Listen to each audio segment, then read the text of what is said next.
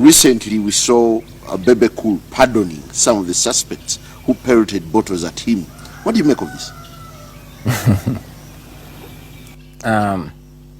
Well, Simon, I think this is a very important TV show where Ugandans expect to hear very, very sensitive and important issues.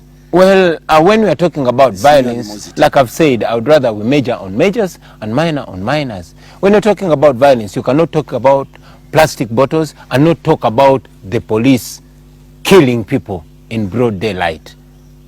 There's absolutely no way to compare the violence of plastic bottles and gun violence at the hands of the state. An angry nation.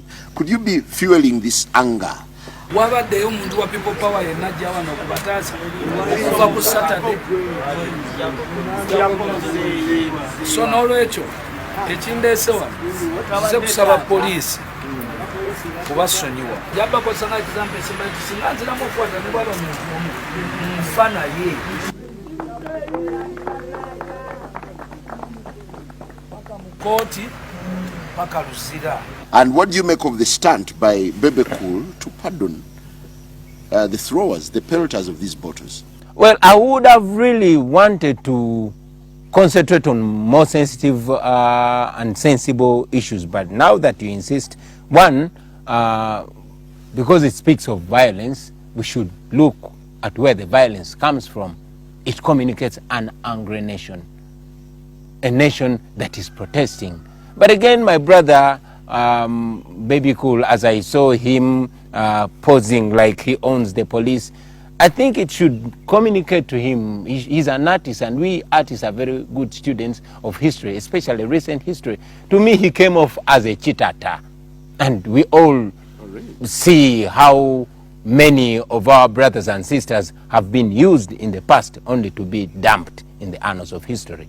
However, like I said, it's important for us to major on majors and minor. So this question of violence falls below your pay grade, you think?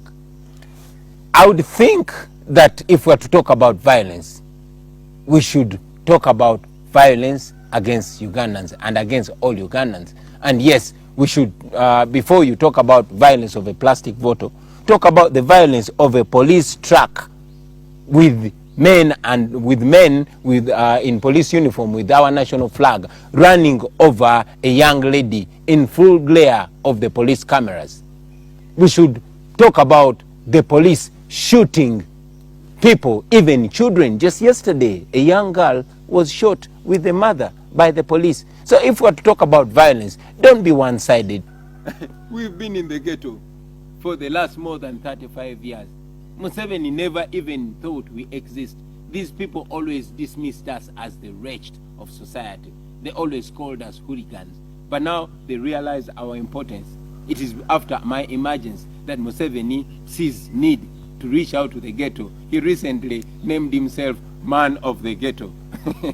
So it is interesting that, yeah, he's feeling the pressure, and that is why we say Kasukali Keiko over to Ongereko. He's a man of the ghetto. Are you the president of the ghetto? I'm a ghetto youth. No longer president. Well, ghetto president. The new president now is Butcherman. That is what you think, but I want you to know. He was crowned president of the ghetto. By Museveni. Museveni will go as far as crown. I mean, you've seen him break up kingdoms. You've seen him break up societies. You've seen him do anything that makes him appear high.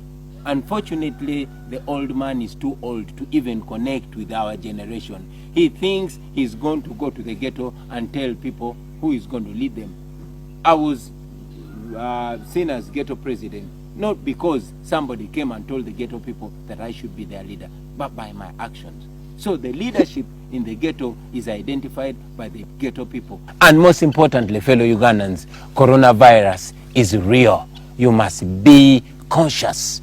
Be cautious, be on the outlook. We know that we are having a sick healthcare system, and I dread the day, I dread the thought of the coronavirus coming into Uganda. So please, it is upon us to look out for each other, regardless of who you are, regardless of what level you are. Look out for the coronavirus, and whatever information, teach others so we can be safe as a country.